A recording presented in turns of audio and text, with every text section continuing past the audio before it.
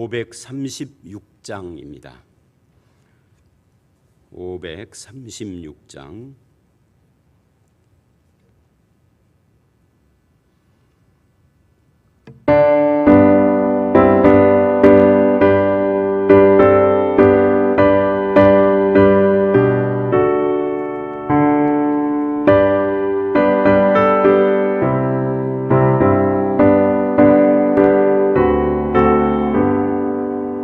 죄짐에 눌린 사람은 다 주께 나오라. 주 말씀 의지할 때에 곧 평안 얻으리. 의지하세 의지하세 주 의지하세.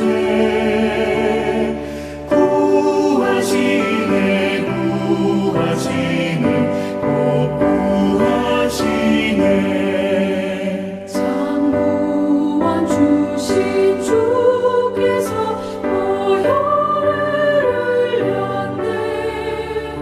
눈 거치게 할 피에 온몸을 잠그세.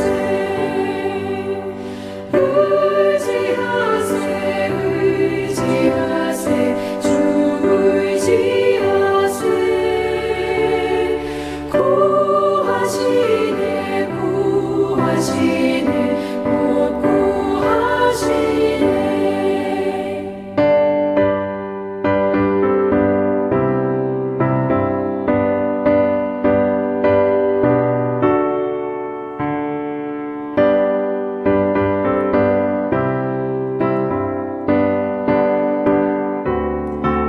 삼절만 하겠습니다. 길 되신 우리 구세주 늘 인도하시네.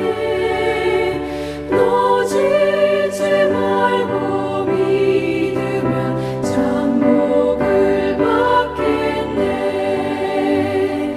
의지하세 의지하세 주 의지하세. 구하시네 구하시네 곧 구하시네. 사도신경으로 신앙 고백하시겠습니다. 전능하사 천지를 만드신 하나님 아버지를 내가 믿사오며 그 외아들 우리 주 예수 그리스도를 믿사오니 이는 성령으로 잉태하사 동정녀 마리아에게 나시고 본디오 빌라도에게 고난을 받으사 십자가에 못 박혀 죽으시고 장사한 지 사흘 만에 죽은 자 가운데서 다시 살아나시며 하늘에 오르사 전능하신 하나님 우편에 앉아 계시다가 저리로서 산자와 죽은 자를 심판하러 오시리라. 성령을 믿사오며 거룩한 공회와 성도가 서로 교통하는 것과 죄를 사하여 주시는 것과 몸이 다시 사는 것과 영원히 사는 것을 믿사옵나이다. 아멘. 찬송가 535장 부르신 뒤에 은하순 권사님 기도하시겠습니다.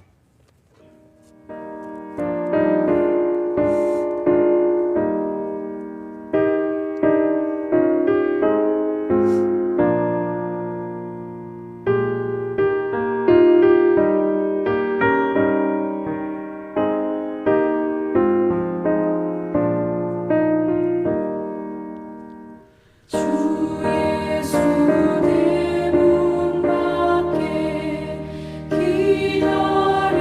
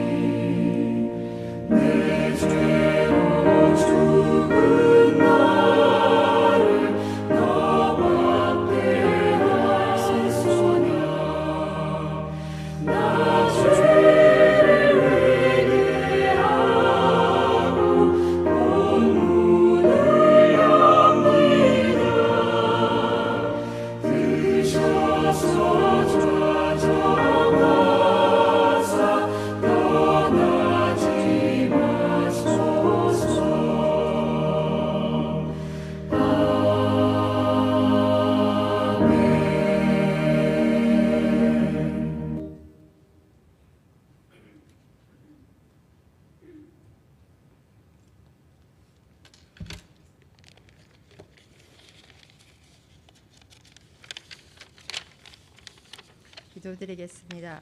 오늘 또 살아 역사하시는 주님의 은혜를 감사드립니다. 세상의 분주함 내려놓고 주님께서 인도하신 이 자리에서 주님을 예배할 수 있는 강건한 주시니 감사를 드립니다. 코로나를 핑계 삼아 이것 때문에 안 되고 저것 때문에 안 된다는 우리들의 게으름과 나약함과 믿음 없음을 용서하여 주시옵소서. 주님께서 저희들에게 원하시는 한 가지, 주님께 찬양하며 예배드림의 기쁨과 감격이 회복되게 하여 주셔서 주님의 기쁨이 되는 저희를 모두가 되게 하여 주시옵소서. 어떠한 상황 가운데서도 예배를 사모하며 주님의 얼굴을 구하는 믿음 주셔서 우리 마음에 품은 뜻 주님을 영화롭게 하여 영과 진리로 예배 드릴 수 있게 하여 주시옵소서. 부르신 곳에서 삶으로 예배하며 주님이 원하시는 일에 영광 올려드릴 수 있도록 쓰임받는 도구요 통로요 역할을 잘 감당하기에 부족함이 없도록 힘과 능력도 더하여 주시옵소서. 목사님을 통해 선포되어지는 주님의 말씀에 민감하게 반응하여 세밀한 주의 음성 듣게 하시며 회개하고 거듭나며 우리의 삶이 다하는 날까지 주님이 원하시는 분량에 이르는 데까지 믿음을 지키며 서로가 협력하여 선을 이루어가는 교회 되게 하여 주시옵소서. 살아서 역사하신 예수님 이름으로 기도드리옵나이다. 아멘.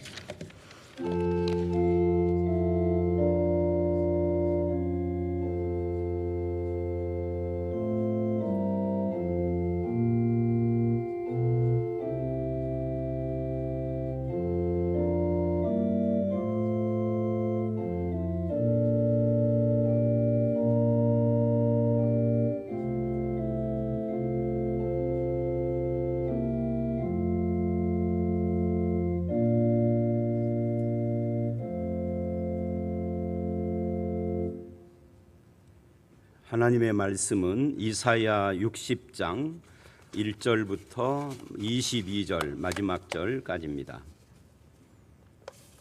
이사야 60장 1절부터 22절까지 9절까지만 함께 교독하도록 하겠습니다. 제가 먼저 1절을 읽겠습니다. 일어나라, 빛을 발하라. 이는 내 빛이 이르렀고 여호와의 영광이 내 위에 임하였음이니라.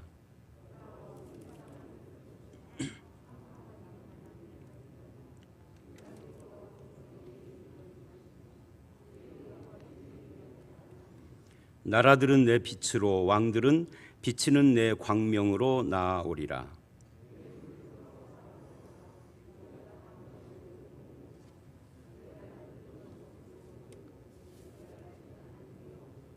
그때 내가 보고 기쁜 빛을 내며 내 마음이 놀라고 또 화창하리니 이는 바다의 부가 내게로 돌아오며 이방 나라들의 재물이 내게로 옴이라.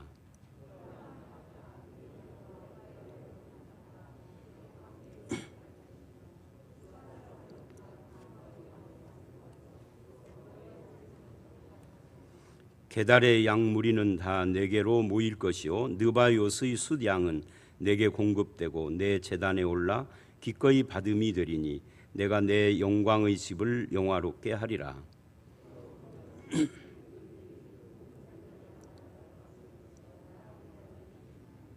같이 읽습니다. 곧 섬들이 나를 앙망하고 다시스의 배들이 먼저 이르되 먼 곳에서 내 자손과 그들의 은금을 아울러 싣고 와서 내 하나님 여호와의 이름에 드리려 하며 이스라엘이 거룩한 이에게 드리려 하는 자들이라. 이는 내가 너를 영화롭게 하였음이라. 아멘. 제가 여러분들에게 돈을 보여드리려고 그러는데요. 이 돈 사진은 어떤 것이냐면 2008년도 11월 24일에 신문에 났던 사진입니다. 보신 분들이 많을 거예요. 근데 이 제목이 뭐냐면 광신자여 예수의 마음을 더 이상 찢지 마시오라는 그런 제목입니다. 그리고 이어지는 글 중에는 미치지 않고서는 이럴 수가 없습니다라는 기사가 이어졌습니다. 이 사건은 이런 겁니다.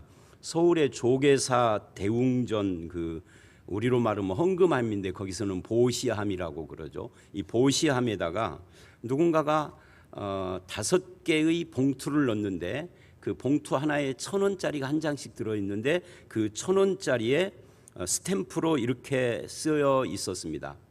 이렇게 찍혀 있는 거죠. 쓰여 있는 게 아니라 예수를 믿으라, 주 예수를 믿으라, 그리하면 너와 내 집이 구원을 얻으리라, 아멘. 그리고 뒤에는 예수 믿으면 천국, 불신자는 지옥, 아멘. 이렇게 적혀 있는 그런 겁니다.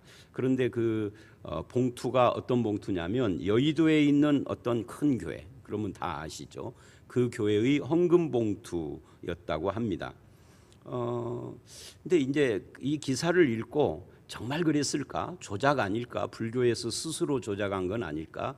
이때가 이명박 시대인가 그래가지고 뭐 그런 의문들도 있고 그랬는데, 놀라운 것은 얼마 있다가 저에게도 누군가가 돈을 주셨는데 거기에도 똑같은 것이 찍혀 있었습니다. 그러니까 그런 그 스탬프가 찍혀져 있는 돈이 전국적으로 좀 유통이 되고 있다 하는 것을 의미하는 거죠. 이 사람들이 정말 기독교인들이라면 왜 이런 일을 했을까요? 아마 짐작하건대 주님의 지상 명령인 땅끝까지 복음을 전파하는 방법 중에 하나가 그런 것이다 라고 생각을 했을 거예요. 이 중들을 다 회개시켜야 되겠다, 뭐 이런 의미를 가지고 불타는 마음으로 했겠죠. 그러나 기독교라고 하는 것은 목적을 위해서 수단과 방법을 가리지 않는 종교가 아닙니다. 과정과 수단과 방법까지도 다 신앙적이어야 되고 선해야 합니다. 혹시 이런 일로 한 사람이라도, 중에 누구 한 사람이라도 예수 믿어 전도가 됐다 하더라도 그거는 예수님의 방법이 아닙니다. 그거 가지고 전체를 평가할 수 없습니다. 구원받은 성도는 그 삶이 달라야 하기 때문에 그렇습니다. 그래서 오늘 보면 이사야 60장은 구원받은 백성들의 영화로운 운명이 온 세상 사람들의 부러움을 사게 될 것이다 하는 내용이 전체 내용입니다. 오늘 한국교회에서 기독교인들이 광신자 취급을 받으면서 욕을 먹는 것과 이 본문이 말하는 것은 정반대죠. 오늘 본문은 이 도표를 보시면 크게 둘로 문단이 나눠져요. 1절로 9절은 내 빛이 이르렀다라고 하는 선언이고요. 10절로 22절은 내가 너를 영화롭게 하리라 하는 약속입니다. 먼저 첫 번째 문단인 1절로 9절은 내 빛이 이르렀다는 선언인데, 그중에 1절로 3절은 시온의 빛과 여호와의 영광이 임했다라고 하는 선언으로 시작을 합니다. 우리 한번 1절 읽어볼까요? 시작. 일어나라, 빛을 발하라. 이는 내 빛이 이르렀고 여호와의 영광이 내 위에 임하였음이니라. 이 말씀 참 우리가 많이 듣는 말씀이죠. 언제 많이 듣죠? 송구영신 예배 때나 신년 예배 때 많이 하는 그런 본문입니다. 여기서 빛을 발하라 하는 명령을 듣는 대상은 시온입니다. 예루살렘이라는 의미죠. 그 말은 이스라엘이라는 뜻이기도 합니다. 왜 빛을 발해야 하는가? 이는 그래요. 이는 이유를 말을 하죠. 내 빛이 이르렀다, 이 말은 빛이신 하나님이 너에게 오셨다 하는 거니까 이게 구원을 받았기 때문이다라는 말과 같아요. 59장에서는 구원받기 이전의 삶의 모습과 구원자이신 하나님이 스스로 공의를 입고 구원을 투구로 쓰고 사람을 구원하는 내용으로 59장을 마무리를 했어요. 그래서 오늘 본문은 그 빛이 이르렀다로 시작을 하는 겁니다. 즉 구원을 받았다로 시작을 한 거죠. 이 구원이라는 것은 골로새서 1장 13절 14절 말씀처럼 어두움이 거치는 것이고 흑암의 권세에서부터 하나님의 아들의 나라로 옮기는 것이고 어두움의 빛으로 나오는 것이에요. 구원이라는 것이. 이때 어두움을 걷어내고 빛 가운데로 나오게 하는 그 빛을 이 본문 이사야서는 여호와의 영광이라고 하는 겁니다. 그러면 성도는 누구냐? 여호와의 영광을 빛을 받은 자예요. 그 빛을 쬐고 있는 사람이에요. 그래서 세상은 모르는 하나님의 영광의 빛이 뭔지를 아는 사람이 성도예요. 그래서 고린도후서 4장을 보면 예수 그리스도의 얼굴에 있는 하나님의 영광을 아는 빛이 우리 마음에 비추었다라고 선언을, 이게 구원인 거죠. 여러분 예수님을 믿습니까? 아멘. 그렇다면 여러분은 하나님의 영광을 아는 빛이 있는 사람들이에요. 또 구원받은 성도는 하나님의 영광의 빛이 이 빛이라는 것이 내 속에 스스로 있는 게 아니라 하나님의 영광의 빛이 나를 통하여서 반사되는 존재죠. 다시 말해서 우리는 하나님의 영광의 빛을 어두운 세상에 반사하는 반사체로 살아야 하는 존재다라는 뜻입니다. 우리는 새로운 것을 창조하는 자들이 아닙니다. 능력이 없어요. 또 그럴 필요도 없습니다. 왜? 하나님이 주시는 것을 반사하고 그것을 증거하는 것이 우리의 빛이니까. 왜냐하면 우리의 빛과 영광을 비추는 것이 아니니까. 하나님의 빛이니까. 하나님의 영광이니까. 이것은 우리가 스스로의 연약함과 부족함을 핑계하고 거기에 발목 잡힐 수 없다는 의미이기도 합니다. 나는 연약하지만 그런 나에게 빛을 비추는 하나님의 이 영광은 놀랍고 아름답고 능력이 있어요. 그것이면 되는 거죠. 그러기 위해서 우선 이 본문을 보면 너 자신이 빛을 받고 일어나라 이렇게 이야기를 하고 있는 겁니다. 흑암이 지배하고 있는 세상에서 일어나라 하는 이야기죠. 죄와 어두움이 권세 잡고 있는 세상에 주저앉지 말고 그것을 즐기는 것이 아니라 이것은 어두움이다 선언하고 일어나라 그런 이야기예요. 그리고 하나님의 영광의 빛, 즉 그리스도의 복음의 빛을 반사하라는 거죠. 이 빛을 발한다 하는 것은 어두움을 물리치는 것입니다. 더 이상 나와 관계된 삶의 현장에 어두움이 권세를 부리지 못하도록 내가 빛을 반사하는 거죠. 돈에다가 예수천당 불신지옥 이런 것을 써놓는 광신적인 모습을 빛이라고는 성경이 하지 않습니다. 사도행전에도 그렇게 전도하는 것은 없어요. 오히려 안타까워하고 눈물을 흘리고 이런 건 있어도 이게 어두운 세상을 밝히는 빛을 이 불을 켜는 거죠. 반사를 하는 거죠. 이것은 종교와 종교의 싸움이 아닙니다. 어둠에서 벗어난 사람의 선한 행실의 빛을 말하는 것입니다. 이게 성도죠. 그래서 현대어 성경이라는 한글 번역 성경이 있어요.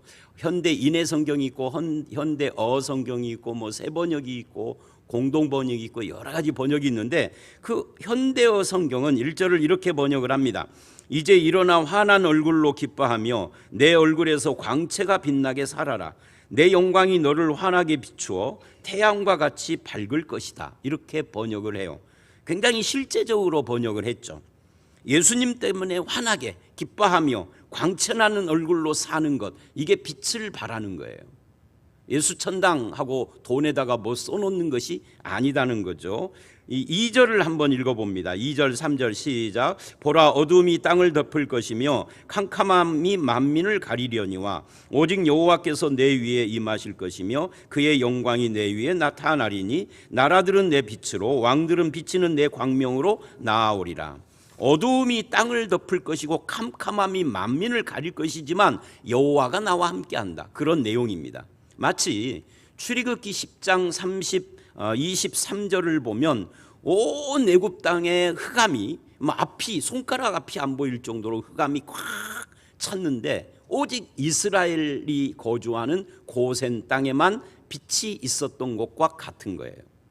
하나님이 우리와 함께 한다는 것 자체가 하나님이 빛이니까 그것이 빛이고 하나님이 나와 함께하는 것이 영광이고 세상은 내 영광이나 내 빛이 아니라 나와 함께하는 하나님의 영광, 하나님의 빛을 보고 오는 거죠.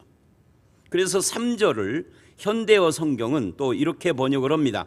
나는 하나님입니다. 나의 영광이 내게서 밝게 빛날 때 세계 만민들이 그 빛을 보고 내게로 오며, 보세요. 하나님의 영광이 너에게서 빛날 때 세계 영광이 그것을 보고, 내 영광이 아니죠. 하나님, 나에게 있는 하나님의 영광을 보고 오며 시온은 하나님 나라입니다. 영화롭게 할 것이라 라고 말을 합니다. 그런 의미에서 믿는 사람들은 세상의 빛이다 라고 말하는 겁니다. 그런데 빛인 성도가 세상의 어두움을 조장하거나 어두움을 두둔하거나 어두움에 동화된다면 그 빛이라고 할 수가 없는 것이죠. 그래서 과정도 중요한 거예요. 방법도 중요한 거예요. 목적이 전도라고 해서 과정을 이상하게 하면 안 되는 것이죠. 성도는 당연히 어두움을 물리쳐야 합니다. 그렇게 함으로 성도됨이 드러나야 합니다. 어두운 세상에 하나님의 영광을 비추는 사명자니까 문란한 삶을 살 수 없고 온갖 추문을 일으키는 삶을 살 수가 없는 것입니다. 돈이나 권력에 맥을 못 추고 그 해바라기가 될 수도 없는 것입니다. 세상 사람들이 저와 여러분의 빛을 보고 나와서 하나님께 영광을 돌리는 그런 삶을 사는 저와 여러분들이 되시기를 주의 이름으로 축원합니다. 이게 우리의 사명이에요.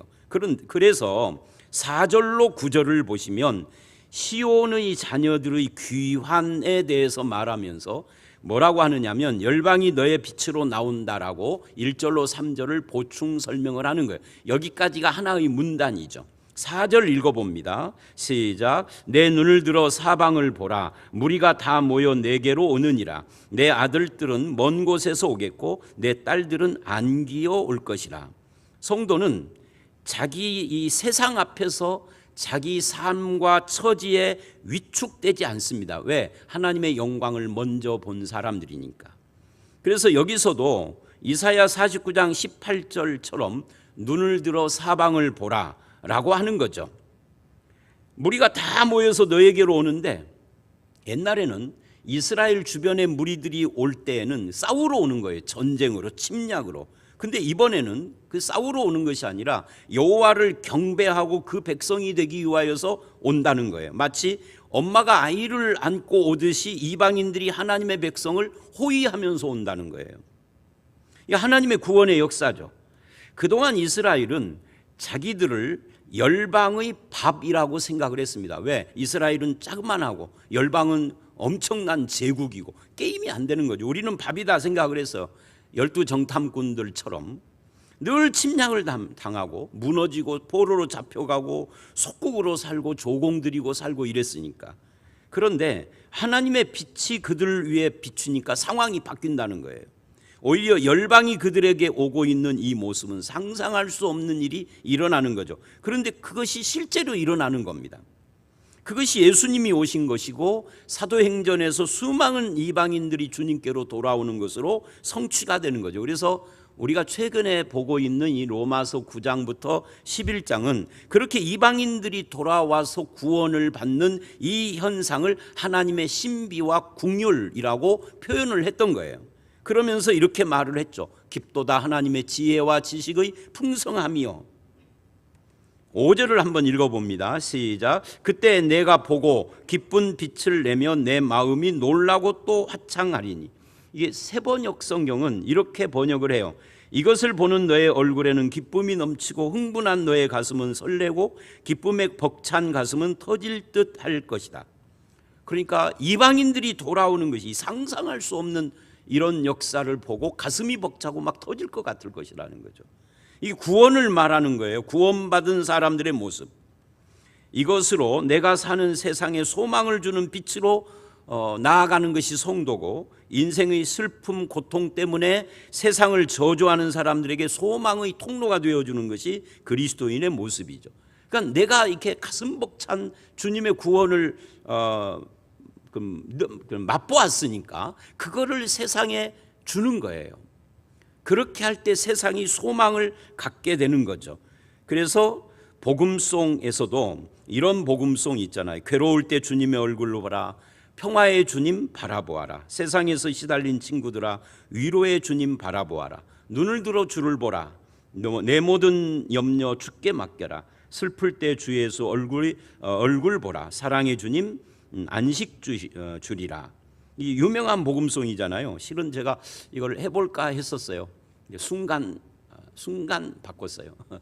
하기보다 읽자 하고.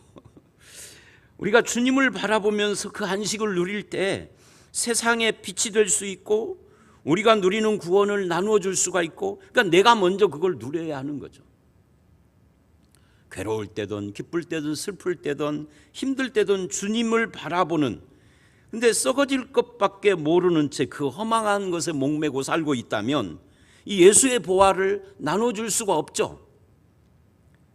그때 네가 보고, 이거부터 시작을 해야 하는 겁니다. 5절에 네가 먼저 보고 기뻐하고 마음이 놀라고 화창하고 세번역처럼 가슴에 벅찬 기쁨이 터질 듯하고, 그거부터 시작을 해야 한다는 거예요. 그래야 그 다음에 그걸 반사할 수가 있는 것이죠.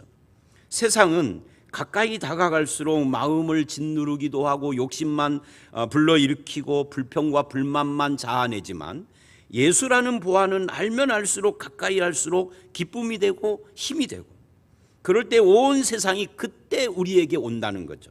그래서 5절 중반부에 이는서부터 7절까지를 읽어봅니다. 시작. 이는 바다의 부가 내게로 돌아오며 이방 나라들의 재물이 내게로 오미라.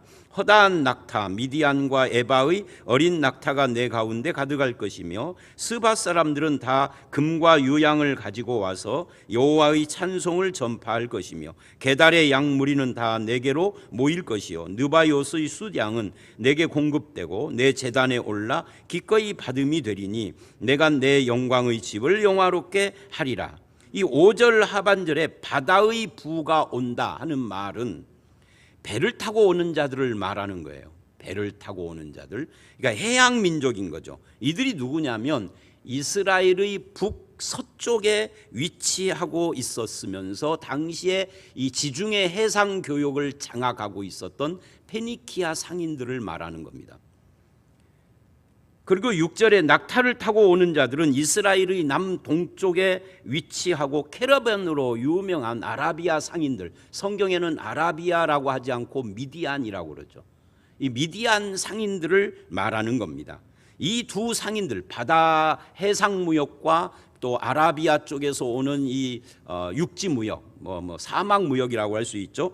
이 상인들은 어디까지 다녔느냐면 저 인도, 중국까지 다니고 유럽 쪽으로도 가고 물론 아프리카 이쪽으로도 오고 그래서 막 온 사방 동아프리카, 아라비아 반도 그리고 중국 이런 데까지 다 돌아다니면서 장사를 했던 사람들입니다. 이사야가 이런 말을 하는 것은 온 세상 사람들이 온다 하는 것을 말하고 있는 거예요. 특히 금과 유향을 가지고 온다는 표현이 있어요. 이거는 예수님이 탄생하셨을 때 동방박사들이 황금과 유향과 모략을 가지고 오는 것으로 성취가 되죠. 결국 1차적인 성취는 이스라엘이 포로에서 귀환되는 것이지만 궁극적인 성취는 예수 그리스도 안에서 이방인들이 교회로 들어오는 구원받는 이것으로 성취가 되는 거라고. 그리고 마지막으로 완전한 성취는 예수님 재림 때 흰옷 입은 큰 무리들이 그 이방인들이 교회로 들어오는 구원받는 이것으로 완전 성취가 되는 겁니다. 그래서 7절의 그 결과를 보면 약물이나 숫양 이런 것들을 언급을 하면서 내 제단에 올라 그래요. 여기서 내 제단은 하나님의 제단입니다. 그러니까 그들이 가지고 온 약물이 숫양 이런 것이 하나님의 제단에 올라 그 다음에 이렇게 말을 합니다. 거기다 동그라미를 하십시오. 기꺼이 그래요. 기꺼이 받음이 되리니. 이 기꺼이라는 말이 무슨 말이에요? 당연히 받는 사람들의 재물에 대해서는 기꺼이라는 말을 안 씁니다. 그죠? 예상을 뛰어넘기 때문에 기꺼이라는 말을 쓰는 겁니다. 원래는 이들의 재물은 하나님이 안 받는 거죠. 그런데 이제는 상황이 달라진 겁니다. 하나님의 구원이, 이건 이제 신약적인 안목인 거죠. 하나님의 구원이 성취가 되면서는 이방인 이스라엘 구분 없이 저들이 드리는 제물을 기꺼이 받으시는 하나님이다. 이렇게 말을 하고 있는 거예요. 그러니까 이방인이 돌아오는 것을 하나님이 기꺼이 받아준다는 거죠. 그리고 그것이 어떤 의미를 갖느냐면 내 영광의 집, 내 영광의 집이 성전입니다. 이 성전의 영화로움이다 라고 말을 합니다. 그리고 8절을 읽어봅니다. 시작. 저 구름같이 비둘기들이 그 보금자리로 날아가는 것 같이 날아오는 자들이 누구냐? 질문이죠. 여름에 태풍에 몰려오는 구름처럼 또 비둘기가 보금자리로 날아가는 것처럼 사람들이 몰려오는데 저들이 누구냐 하고 질문을 한 거예요. 스스로. 그리고 9절이 그 대답을 하는 겁니다. 읽어봅니다. 시작. 곧 섬들이 나를 앙망하고 다시스의 배들이 먼저 이르되 먼 곳에서 내 자손과 그들의 은금을 아울러 싣고 와서 내 하나님 여호와의 이름에 드리려 하며 이스라엘의 거룩한 이에게 드리려 하는 자들이라. 여러분 구약 성경에서 전에도 몇 번 말씀드린 적이 있는데 섬들, 바다, 산들, 무슨 작은 섬, 큰 섬 이런 표현들이 참 많이 나와요. 특히 선지서에 많이 나와요. 이것들은 전부 다 뭘 말하느냐 하면 이방 나라와 이방 민족들을 말하는 겁니다. 나라와 민족들. 그러니까 이제는 이스라엘을 초월해서 이방의 모든 나라와 민족들을 하나님께로 돌아온다는 거죠. 어떻게 해요? 그 다음에 이렇게 말을 해요. 9절 끝에 이는 내가 너를 영화롭게 하였습니다. 이방인들이 돌아오는 이유는 내가 너를 영화롭게 했기 때문에 그렇다 그래요. 이게 성도의 영화로움, 이 영화롭게에다가 밑줄 납시게 아름다움이라는 뜻이에요. 내가 너를 아름답게 했다. 여러분, 성도의 아름다움, 영화로움은요, 나 스스로에게서 나오는 게 아니에요. 주님께서 그를 아름답고 영화롭게 해 주신 것이기 때문에 영화로운 겁니다. 그래서 성도는 겸손해야 돼요. 한편 겸손할 뿐만 아니라 자기 처지에도 불구하고 당당해야 돼요. 겸손과 당당 완전히 다른 건데 이것이 성도예요. 그래서 성도는 중용이라는 의미가 아니라 자족하는 거죠. 어떤 처지에서든지. 왜요? 이 모든 것들, 이 겸손이나 당당함의 근거가 내가 아닌 하나님께 있기 때문에. 그렇다면 성도가 빛을 발하는 삶이 뭘까요? 서론에서 말한 그 화폐 이야기 했던 것처럼 마태복음 5장 16절은 너희가 세상의 빛이다 하는 말을 해요. 빛과 소금 이야기를 하면서 그때 뭐라고 하느냐 하면 이 빛과 소금의 맛을 내고 빛을 비추는 것을 착한 행실이라고 그러거든요. 착한 행실로 하나님, 너희를 보고 하나님께 그들이 영광 돌리게 하라는 거예요. 그럼 착한 행실이라는 게 뭐예요? 예를 들면 성경에서 정의, 옛날 성경에 놓은 공평이라고 합니다. 이 정의와 공의, 윤리, 도덕, 법, 상식 이런 것들을 신학에서는 일반 은총이라고 부릅니다. 근데 이것은 자연적으로 생긴 것이 아니라 하나님께서 세상 사람들에게 주신 은혜이기 때문에 일반 은총이라 그러는 거예요. 하나님의 은총인데 믿던 안 믿던 상관없이 모든 인간에게 주었다, 그런 의미에서 일반 은총입니다. 그런데 반면 선악과를 따먹은 후에 범죄한 인간을 하나님이 특별한 선택으로 저들을 구원하시는 것을 이걸 특별은총이라고 그럽니다. 그러면 우리가 예수를 믿었다는 것은 특별은총을 받아서 구원받은 성도가 됐다는 건데, 그렇게 구원받은 성도들이 하나님께서 인류의 삶의 법칙으로 주신 일반 은총을 무시하고 비상식적이고 비윤리적이고 비도덕적인 삶을 산다면 그가 받은 특별 은총이 진짜일까요? 가짜일까요? 그런 이야기예요. 대답할 시간을, 속으로 대답할 시간을 조금 드릴게요. 한 10초. 진짜일까요? 가짜일까요? 답은 뻔한 거죠. 그런데 답은 아는데 삶은 그렇게 안 살죠. 우리가 특별한 은총을 받아 구원받았다면 하나님이 주시는 일반 은총도 귀히 여겨야 하는데, 일반 은총을 간단히 말하면 상식이에요. 근데 상식 없는 기독교인들이 진짜 많아요. 그래서 예수는 믿는데 착한 행실이 안 보이죠. 그래서 마태복음 5장 16절이나 오늘 본문이 말하는 이 착한 행실이 뭐냐 할 때, 교회에서 찬양하고 간증하고 몇 시간씩 기도하고 그런 걸까요? 며칠 전에 어떤 분을 만났는데 목사님이에요. 교단도 우리하고 달라요. 근데 그분이 이런 말을 하더라고요. 앞에서 그렇게 막 표정만 봐도 은혜스러운 경배와 찬양을 하던 두 자매가 있었는데 어느 날 보니까 신천지. 그냥 얼굴만 봐도 은혜를 받을 정도로 그렇게 찬양을 잘했대요. 성경이 말하는 착한 행실은 눈 지그시 감고 손을 올리고 찬양하는 거나 남보다 기도를 오래 하거나 교회 봉사를 많이 하는 걸로 나타나는 건 아니에요. 성경이 말하는 착한 행실, 비춰야 할 빛은 구원의 빛 말고 일반 은총적인 의미에서 거짓말하지 않는 것, 이상한 음모론 같은 것에 붙들려서 비상식적이고 비이성적인 언어 행동을 하지 않는 것, 뭐 일루미나트가 또 무슨 또 뭐죠? 그런 것들. 유언비어를 퍼뜨리지 않고 정의와 공평과 이 공의, 윤리, 법 질서, 상식 이런 것을 실천하고 사랑하며 섬기며 잘못이 있으면 인정하고 사과도 하고 세상의 유익을 추구하는 삶을 살고 뭐 이런 것들이 착한 행실이죠. 그런 것들을 통하여서 네가 특별 은총, 복음의 은총을 받은 자라는 것이 드러나야 한다. 근데 이쪽이 전혀 없는데 복음의 특별 은총 받았다는 건 뭘로 증명할 거예요? 웃기는 짬뽕인 거죠. 오늘 본문이 바로 일어나서 빛을 발하라. 하나님의 빛 구원이 너에게 이르렀으니 이제 온 세상 사람들이 너에게로 올 수 있도록, 물론 내가 그걸 하는 것이 아니라 예수님이 성취한 것이지만 그것을 반사하는 것은 나란 말이죠. 우리가 그렇게 살아야 한단 말이죠.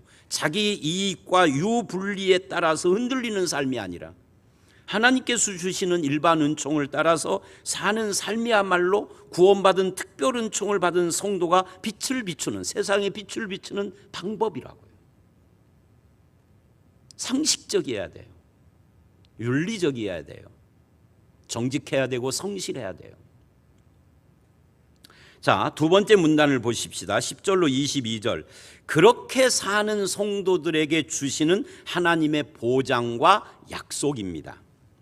10절로 14절과 15절로 나머지 부분 이렇게 나눠져 있어요. 10절로 14절은 그 결과 열방의 섬김을 받는 시온에 대한 이야기를 하는데 10절 12절을 먼저 보도록 하겠습니다. 먼저 10절입니다. 시작. 내가 노하여 너를 쳤으나 이제는 나의 은혜로 너를 불쌍히 여겼은즉, 거기까지요. 이전에 너와 하나님의 은혜와 긍휼로 불쌍히 여긴 이후에 너가 달라졌다는 이야기입니다. 그럼 뭐가 달라졌느냐? 그게 10절 하반절서부터 12절까지예요. 읽어봅니다. 시작. 이방인들이 내 성벽을 쌓을 것이요 그들의 왕들이 너를 섬길 것이며 내 성문이 항상 열려 주 야로 닫히지 아니하리니 이는 사람들이 내게로 이방 나라의 재물을 가져오며 그들의 왕들을 포로로 이끌어 옴이라. 너를 섬기지 아니하는 백성과 나라는 파멸하리니 그 백성들은 반드시 진멸되리라. 한마디로 말하면 이방인들, 즉 세상이 성도들을 대하는 태도가 달라질 것이다, 그런 이야기예요. 그런데 문제는 본문이 말하는 너가 누구냐는 거예요. 너가. 이것을 이스라엘이라고 일단 가정을 하고 생각을 해보십시다. 이스라엘이 성벽을 건축할 때 이방인들이 돕고 이방 왕들이 와서 봉사하고 이스라엘이 성문이 항상 열려 있어서 성문 닫아 놓을 필요도 없는 평화로 와서 많은 사람들이 재물을 갖고 오고 심지어 왕들이 포로로 끌려오고 이스라엘을 섬기지 않는 나라는 진멸되고. 그런데 여러분, 구약시대에 성벽을 건축하는 장면이 나오는 성경이 딱 한 곳 있죠. 그게 어디죠? 느헤미야서입니다. 근데 느헤미야서를 보면 오늘 본문하고 완전히 정확히 반대야.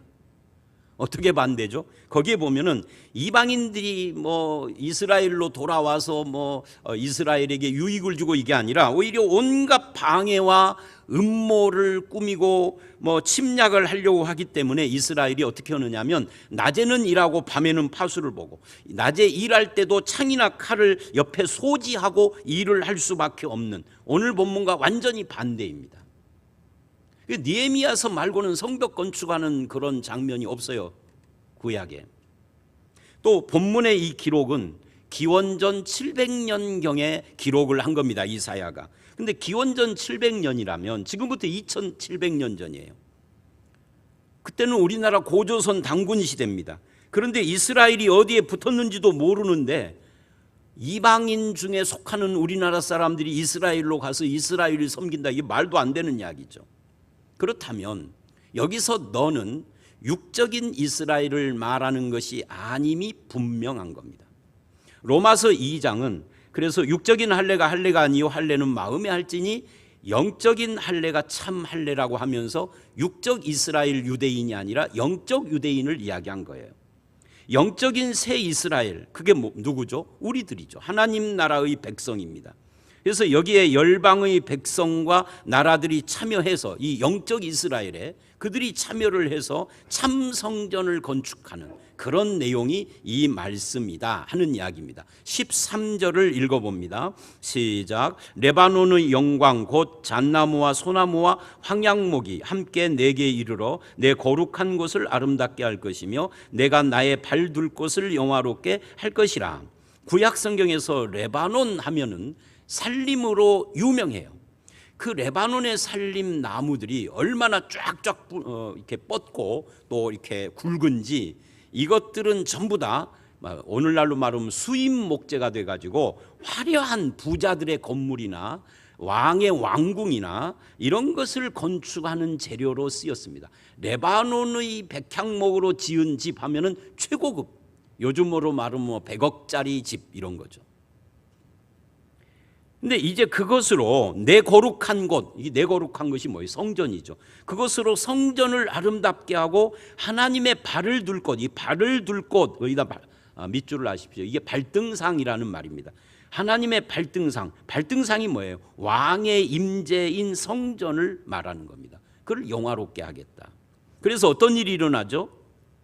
그래서 일어나는 일을 14절이 이렇게 말을 합니다. 읽어봅니다. 시작. 너를 괴롭히던 자의 자손이 몸을 굽혀 내게 나오며 너를 멸시하던 모든 자가 내 발 아래 엎드려 너를 일컬어 여호와의 성읍이라 이스라엘의 거룩한 이의 시온이라 하리라.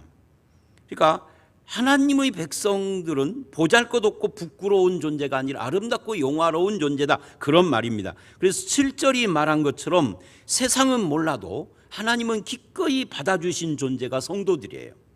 하나님이 인정하는 존재가 성도들입니다. 그래서 이제 우리는 그에 합당한 삶을 사는 것만 남아있는 거죠. 뭐 찌질하게 살 것도 없고 원망할 것도 없고 욕할 것도 없고 탐욕과 이익에 따라서 움직이는 것도 아닙니다. 오직 하나님이 영화롭게 하신 자처럼 사는 거예요. 이스라엘의 거룩한 이, 이게 하나님을 말합니다. 그들의 그 하나님의 시온으로 살아야 된다. 시온이라는 말은 아까도 나왔는데 하나님 나라를 말해요. 그러니까 우리가 하나님의 백성으로 살아라 그럼. 그래서 나를 바라보는 사람이 이렇게 한다는 거죠. 14절 맨 끝에 너를 일컬어 여호와의 성읍이라고 인정하는 그런 삶을 살으라는 거죠. 우리는 충분히 그런 삶을 살 힘도 있고 동기도 충분합니다. 왜요? 하나님이 나와 함께 하니까. 이 성도들은 하나님이 힘이 되는 존재예요. 하나님의 거룩과 영광으로 일컬어지는 존재다, 그런 이야기입니다. 그런데 이건 이제 이론이고 실제로는 그렇지가 않습니다. 우리의 삶을 움직이는 동기에 하나님이 없습니다. 하나님의 말씀이 나의 삶에서 아무 힘도 발휘하지 못합니다. 그렇게 살고 싶은 생각도 하지 않습니다. 그러나 이제 너를 일컬어 여호와의 성읍이라고 하신 그 백성답게 사는 것에 자부심을 갖는 성도가 되어야 합니다. 그게 이 본문이 말하는, 실제로 네가 그렇게 못 사는데 이제부터는 그렇게 살으라는 거죠. 그 이름에 맞는 열매를 맺으며 살으라는 거죠. 15절로 22절은 그렇게 사는 성도들에게 영원한 보장 4가지를 약속을 하는 거예요. 그 4가지 중에 첫 번째가 뭐냐면 이런 겁니다. 15절을 보면 전에는 하고 이제는 하고 이 대비를 해요. 한번 읽어봅니다. 시작. 전에는 내가 버림을 당하며 미움을 당하였으므로 내게로 가는 자가 없었으나 이제는 내가 너를 영원한 아름다움과 대대의 기쁨이 되게 하리니. 이 전에와 이제가 달라지는 이유가 뭐냐면 내가 너를 되게 하겠다는 거예요. 하나님의 은혜의 역사죠. 개인에게든 민족에게든 누구에게든지 하나님의 은혜의 역사가 임하면 과거와 현재가 완전히 달라진다, 그 말이에요. 그 은혜가 개인에게 임하는 것을 우리는 구원이라고 그래요. 그 구원받으면 완전히 달라지는데 뭐가 달라지느냐면 지금까지는 삶이 달라지는 이야기를 했고 지금부터는 4가지의 중요한 약속이 주어진다. 그 첫 번째 약속 16절로 17절 상반절인데 풍요한 나라를 약속해요. 읽어봅니다. 시작. 내가 이방 나라의 젖을 빨며 뭇 왕의 젖을 빨고 나 여호와는 내 구원자 내 구속자 야곱의 전능자인 줄 알리라. 내가 금을 가지고 노스를 대신하며 은을 가지고 철을 대신하며 노스로 나무를 대신하며 철로 돌을 대신하며까지요. 여기 대신하며의 밑줄을 하십시오. 이 주목을 하셔야 됩니다.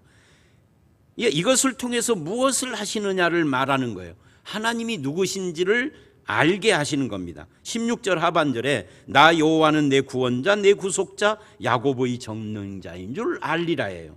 그러니까 금으로 은을 대신하고 은으로 철을 대신하고, 여러분 보세요. 더 좋은 것에서 더 낮은 걸로 나가는 걸 보세요. 금으로 은을 대신하고 은으로 철을 대신하고 노스로 나무를 대신하고 철을 돌로 대신하고. 이게 무슨 말이에요? 너무 풍요로워서 은 써야 할 곳에 금 써도 상관없고 그러는 거예요. 나무 써야 하는 데다가 철 쓰고 그러는 거예요. 지금 철 써야 할 때는 은을 쓰고 너무 풍요롭다는 거죠.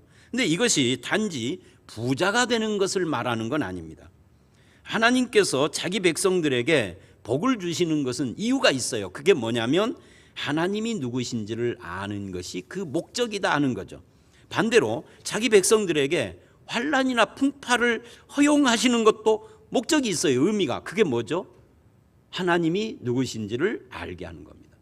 그러니까 복을 주시는 것도 이유가, 목적이 하나님이 누군지를 알게 하는 거고, 환난이나 풍파를 주는 것도 목적이 하나님이 누구신지를 알게 하는 거고, 그렇다면 거꾸로 하나님을 알아가는 것에 열매를 맺는 것이라면 무엇이든지 하나님의 은혜요 역사인 겁니다. 반대로 어떤 부를 가지고 있다 할지라도 하나님이 나에게 어떤 분인지를 전혀 모른다면 그건 복이 아닌 거죠. 여러분은 하나님을 여러분 자신에게 어떤 분이라고 생각을 하고 고백을 하시겠습니까? 이 본문은 친절하게 답도 가르쳐줘요. 하나님은 나의 구원자, 구속자, 나의 능력, 나의 모든 것이 하나님의 은혜라고 인정하는 거죠. 그리고 두 번째입니다. 두 번째 17절 하반절로 18절은 이 화평과 공의가 지배하는 세상이 올 것을 약속합니다. 이때 이 화평이라는 것은 샬롬이에요. 공의라는 것은 제다카라는 단어인데 한번 읽어봅니다. 화평부터 시작. 화평을 세워 관원으로 삼으며 공의를 세워 감독으로 삼으리니 다시는 강포한 일이 내 땅에 들리지 않을 것이요 황폐와 파멸이 내 국경 안에 다시 없을 것이며 내가 내 성벽을 구원이라 내 성문을 찬송이라 부를 것이라. 여기서 다시는 이라는 말은 영원히라는 뜻이에요. 그러니까 영원히 강포가 없고 황폐와 파멸이 없는 사회, 그런 나라. 여러분, 그런 나라는 어떤 나라일까요? 대한민국일까요? 안 그래요. 대한민국은 절대 그런 나라가 아니에요. 그럼 미국일까요? 아메리칸 드림? 그렇지 않아요. 우리가 못 살던 70년대는 아메리카가 꿈이지만 우리가 어느 정도 살고 보니까 아메리카는 꿈의 나라가 아니에요. 한국인들에게는 지옥 같은 나라일 수도 있어요. 그럼 이 세상에 어디가 이런 나라가 있을까요? 공산국가, 중국, 소련 이런 데일까요? 천만의 말씀인 거죠. 결국은 영원히 강포도 없고 황폐 파멸이 없는 나라는 하나님 나라밖에 없습니다. 이 성벽이 구원이고 성문이 찬송이라 불리는 나라는 세상 어디에도 없는 나라입니다. 이거는 하나님 나라를 말하는 겁니다. 그런데 신약 성경은 이렇게 말을 해요. 우리가, 예수를 믿는 우리가 이미 그 나라에 들어와 있는 천국 백성이라고. 우리는. 그렇다면 우리 삶에는 강포는 폭행입니다. 강포와 황폐와 파멸이 아니고 화평과 공의와 그리고 구원과 찬송이 있어야 하는 겁니다. 여러분의 가정에, 여러분 개인의 삶에, 그 성품과 인격과 언어와 행실 속에 화평이 있어야 돼요. 공의가 있어야 돼요. 찬송이 있어야 돼요. 세 번째 19절로 20절은 여호와가 영원한 빛이 되신다 그래요. 여기서도 다시는 이라는 말이 강조되고 있습니다. 읽어봅니다. 시작. 다시는 낮에 해가 내 빛이 되지 아니하며 달도 내게 빛을 비추지 않을 것이요 오직 여호와가 내게 영원한 빛이 되며 내 하나님이 내 영광이 되리니 다시는 내 해가 지지 아니하며 내 달이 물러가지 아니할 것은 여호와가 내 영원한 빛이 되고 내 슬픔의 날이 끝날 것임이라. 다시는, 이 말씀은 이렇게 읽어야 됩니다. 다시는 해도 달도 필요 없는 삶을 살게 될 것이라는 약속이에요. 우리가 성도로서의 하나님의 영광의 빛을 비추는 삶을 살면 다시는 해달이 필요 없다. 왜? 오직 여호와가 내게 영원한 빛이 되며 하나님이 네 영광이 될 것이니까. 근데 이 말씀, 여호와가 영원한 빛이 되고 내 슬픔의 날이 끝날 것이기 때문에 네 해가 지지 않고 달이 물러가지 않는데, 이 말씀은 우리가 어디서 들었던 말씀이에요. 어디서 들었을까요? 이게 모든 성경의 마지막 장인 계시록 21장 22장에 나와요. 계시록 21장 22절로 27절을 보면 예수님이 재림하시면 그 재림하고 이루어지는 새 예루살렘, 모든 것이 완전하게 되어지는 그곳의 특징을 이야기를 합니다. 한번 읽어봅니다. 시작. 성 안에서 내가 성전을 보지 못하였으니 이는 주 하나님 곧 전능하신 이와 및 어린 양이 그 성전이심이라. 그 성은 해나 달의 비침이 쓸데없으니 이는 하나님의 영광이 비치고 어린 양이 그 등불이 되심이라. 만국이 그 빛 가운데로 다니고 땅의 왕들이 자기 영광을 가지고 그리로 들어가리라. 27절. 무엇이든지 속된 것이나 가증한 일 또는 거짓말하는 자는 결코 그리로 들어가지 못하되 오직 어린 양의 생명책에 기록된 자들만 들어가리라. 마지막 날에는요, 성전도 필요 없어요. 사람들이 지성을 들여 섬기는 해, 달, 별, 1월 성신 다 필요 없어요. 그 나라는. 왜요? 하나님이 영광이시고 어린 양이 등불이시니까. 만국이 그 빛 가운데로 다니고 왕들도 자기 영광 가지고 그 그리로 들어오고, 그것이 우리의 집이에요. 뭐 거기에 누가 들어가느냐? 다 거두절미하고 오직 어린 양의 생명책에 기록된 자들만. 이렇게 이야기를 합니다. 이 어린 양의 생명책에 기록된 사람들이 누굽니까? 이게 예수 그리스도를 믿은 사람들입니다. 저와 여러분이죠. 이게 얼마나 놀라운 일이에요. 어린 양 예수 그리스도의 십자가의 피로 죄사함 받은 성도들이 그 나라의 주민이에요. 어린 양의 부활 생명에 참여하여 그분을 내 머리로 삼은 그 몸의 지체인 성도들이 그 집의 주인이에요. 그러므로 우리는 세상 영광을 취하려고 별짓을 다하는 그런 삶을 살지 않습니다. 세상 영광이 없어도 쓸쓸하지 않습니다. 세상에서 이름을 내지 않아도 허무하다라고 인생을 그렇게 절망하지 않습니다. 우리가 세상에서 내 이름을 내기 위하여서 출마를 안 해도 그딴 것에 목마르지 않습니다. 성도로서의 자부심을 갖고 하나님의 영광을 바라보면서 살아가는 저희들이 되어야 할 이유가 바로 여기에 있습니다. 세상의 모든 영광을 잠재워버리는 진정한 영광의 빛이 우리에게 주어졌으니까. 빛을 비췄으니 일어나라 하는 1절의 말씀이 이렇게 결론부에 와서 다시 적용이 되고 있죠. 마지막으로 네 번째 21절로 22절은 영원한 기업의 약속입니다. 한번 읽어봅니다. 시작. 내 백성이 다 의롭게 되어 영원히 땅을 차지하리니 그들은 내가 심은 가지요 내가 손으로 만든 것으로서 나의 영광을 나타낼 것인즉 그 작은 자가 천명을 이루고 그 약한 자가 강국을 이룰 것이라. 언제 이런 일이 일어날까요? 때가 되면. 누가? 나 여호와가 속히 이루리라. 여기 때가 되면 이게 중요해요. 그래서 갈라디아서 4장 4절은 여러분 잘 아는 것처럼 이렇게 시작을 해요. 때가 참해. 때가 되면, 때가 참해. 다르죠? 때가 되면은 아직 안 이루어진 미래를 이야기하고, 때가 참해는 이미 때가, 제가 갑자기 일본말 나오려고 때가 땡땡 하다 보면은, 그러니까 때가 차면은 때가 이제, 하여튼 뭐라고 표현을 해야지, 이게 때가 꽉 찼어요. 하여튼 그래서 예수님이 오셨다 그러고, 그 때가 차서 오신 예수님이 우리 주님이시잖아요. 내가 그분을 믿은 거잖아요. 그래서 아들 예수 그리스도가 죄와 죽음과 사망 권세, 율법의 권세에서 우리를 속량하시고 나를 자녀로 삼아 내가 하나님을 아빠 아버지라 부르게 하셨는데, 그때가 되면, 그때가 되면, 이것도 내가 하는 것이 아니라 하나님이 이루실 텐데, 그때가 되면 하나님의 영원한 영광의 빛을 간직한 사람들이 생길 건데, 그게 나고, 그것을 자기 삶에 경험하는 것이 그게 저와 여러분이고, 그것으로 말미암아 대대로 기쁨을 얻으며 의와 화평의 삶을 살고 하나님의 영광의 빛을 나타내는 삶을 살고, 이게 성도고, 그래서 20절 말씀처럼 여호와가 내 영원한 빛이 되고 내 슬픔의 날이 끝나게 되고, 이게 성도들입니다. 이게 우리들에게 주신 하나님의 신령한 복이죠. 저는 이사야서를 볼 때 1장부터 39장까지는 맨 죄와 심판 이야기를 해서 참 힘들었는데 40장부터 66장까지는 진짜 은혜스러운 말씀들, 신약 읽는 것 같아요. 신약. 여러분이 이 하나님의 영원한 영광과 빛을 경험하시고 기쁨과 의와 화평을 누리고 있는지 점검하시기 바랍니다.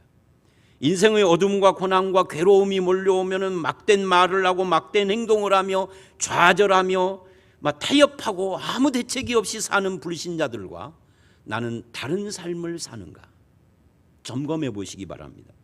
여러분은 자신을 무엇이라고 생각합니까? 오늘 이 20절, 21절, 22절이 말하는 것처럼 우리는 하나님이 만드신 작품입니다. 때가 되면 그거 하나님이 이루시겠다고 합니다. 그날이 오기까지 하나님의 작품처럼 사십시오. 우리는 이미 때가 와서 예수님을 모신 자들이, 우리는 또 하나의 때가 남겨져 있죠. 재림, 완성이죠. 성취는 됐는데 완성은 아직도 미래잖아요. 그날까지, 그날을 바라보면서 세상에서 어떤 시련이 와도 하나님의 손으로 만든 그 하나님의 작품으로서 그 영광을 나타내는 삶을 살아가시는 저와 여러분들이 되시기를 주의 이름으로 축원합니다. 함께 기도합니다. 하나님 아버지, 그렇습니다. 내 빛이 이르렀으니 일어나라. 그리고 여호와의 빛을, 그 영광의 빛을 드러내고 비추며 반사하는 삶을 살라고 말씀을 하셨습니다. 그렇게 사는 사람들을 위하여서 주님께서 약속하신 영원한 약속들이 우리들의 것으로 지금 주어지고 있습니다. 때가 차면은 이루겠다라고 말씀하신 그 하나님이 때가 참에 아들 예수 그리스도를 보내주셔서 우리를 그렇게 영원한 나라, 화평의 나라, 공의의 나라, 그렇게 복된 나라의 백성으로 삼아주셨사오니 세상 속에서도 착한 행실로 하나님의 영광의 빛을 증거하는 그런 성도로 살게 하여 주시옵소서. 예수님 이름으로 기도드렸사옵나이다. 아멘. 광고 말씀드립니다. 코로나가 속히 종식되기를 위해서 기도해 주시기를 바라고요. 1, 2월 대신방 기간입니다. 대신방 하는 그런 그 장면 뭐 이런 것을 사진으로 찍어서 교육자들이 함께 공유하고 그러는데 많이 참여해 주시는 구역도 있고 그러는 것 같아요. 또는 줌으로 하는 구역도 있고 어떤 형편으로든지 우리가 지금 2년 넘게 이 코로나로 위축되어 있는데 이런 대신방을 통해서 서로 안부도 묻고 얼굴도 보고 좀 그랬으면 좋겠습니다. 소득공제용 기부금 영수증 필요한 분들은 안내석에서 신청을 하시기를 바랍니다. 이번 주에 지역 예배 1부 예배 4지역, 2부 예배 1지역, 3부 예배 2, 3지역입니다. 위로해 주십시오. 김경래 집사님 부친께서 하나님의 부르심을 받았습니다. 기도해 주십시오. 송재웅 어린이 많이 좋아지고 있지만 완전한 회복은 아직 아니어서 계속해서 관심과 기도를 해주시기를 바랍니다. 최병환 집사님 엠마오 사랑병원에 계시고요. 박동혁 성도님 건강 회복을 위하여서 기도해 주십시오. 윤민자 집사님 항암 치료를 위해서, 그 외에도 항암 치료를 하는 분들이 더 있습니다. 또 간이식 수술한 성도님의 회복을 위해서도 기도해 주시고, 고성민 집사님의 아버지 고명길 목사님 골수 이식 가능했으면 좋겠는데 1년 안에 이거를 해야 하는데 그게 쉽지가 않은가 봐요. 위해서 기도해 주시기를 바랍니다. 이상입니다. 찬송가 550장 부르시고 주기도문으로 예배를 마치겠습니다.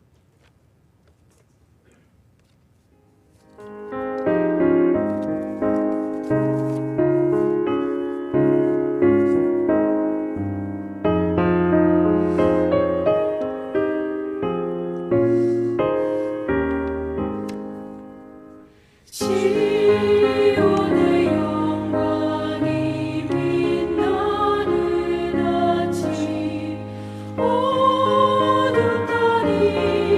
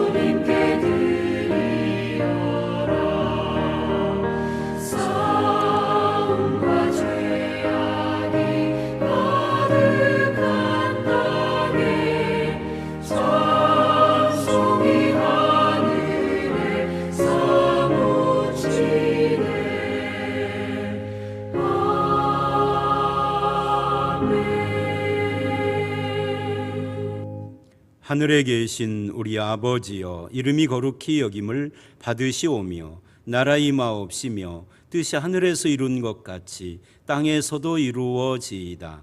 오늘날 우리에게 일용할 양식을 주옵시고 우리가 우리에게 죄 지은 자를 사하여 준 것 같이 우리 죄를 사하여 주옵시고 우리를 시험에 들게 하지 마옵시며 다만 악에서 구하옵소서. 대개 나라와 권세와 영광이 아버지께 영원히 있사옵나이다. 아멘.